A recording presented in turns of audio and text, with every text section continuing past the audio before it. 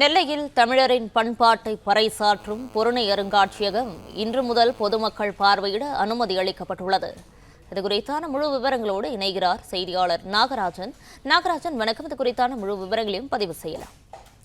பழந்தமிழரின் காலம், அது இரும்பு காலம் தொடங்கி தமிழரின் காலம் என்பது இருக்கிறது என்பதற்கான ஆதாரங்களை கொண்டுள்ள சிவகடை, ஆதிச்சநல்லூர், கொற்கை என்ற தாமிரபரணி நதிக்கரையில் கண்டெடுக்கப்பட்ட தொல்லியல் சின்னங்களை அடையாளப்படுத்தும் விதமாக தமிழக முதல்வர் சுமார் 62 கோடியில் நெல்லை ரெட்டியார்பட்டி பகுதியில் இந்த பொருணை அருங்காட்சியகத்தை கடந்த 20ஆம் தேதி உருவாக்கி திறந்து வைத்தார்.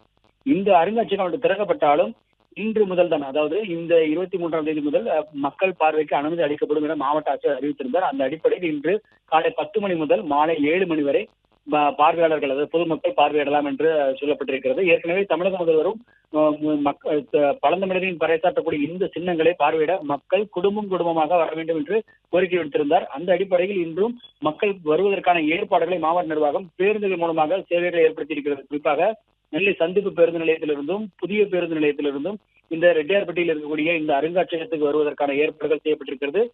வேலை நாட்களில், அதாவது திங்கள் முதல் சனிக்கிழமை வரை 11 பேருந்துகள் இயக்கப்படும் என்று சொல்லப்பட்டிருக்கிறது.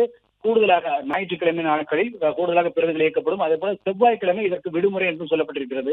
எனவே இந்த அடிப்படையில் இந்த உள்ளே வருவதற்கான கட்டணம் கூட பெரியவர்களுக்கு 20 ரூபாய் என்றும் சிறியவர்களுக்கு 10 ரூபாய் என்றும் கட்டணம் நிர்ணயிக்கப்பட்டிருக்கிறது. இது முதல் கட்டமாக.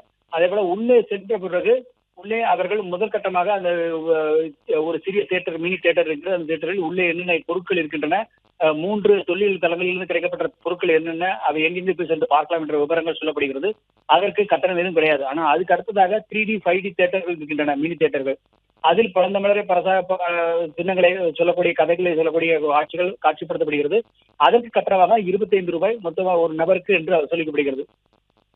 அதே போல பள்ளியிலிருந்து வரக்கூடிய, சீருடையில் வரக்கூடிய மாணவ மாணவிகளுக்கு, அவர்களுக்கு என்று, அதாவது மொத்தமாக வரக்கூடிய அந்த மாணவ மாணவிகளுக்கு என்று பிளே ஸ்டோர் மற்றும் ஆப் ஸ்டோரில் இருந்து பாலிமர் செயலியை QR கோடு மூலம் பதிவிறக்கம் செய்யுங்கள். செய்திகளை உடனுக்குடன் பெறுங்கள்.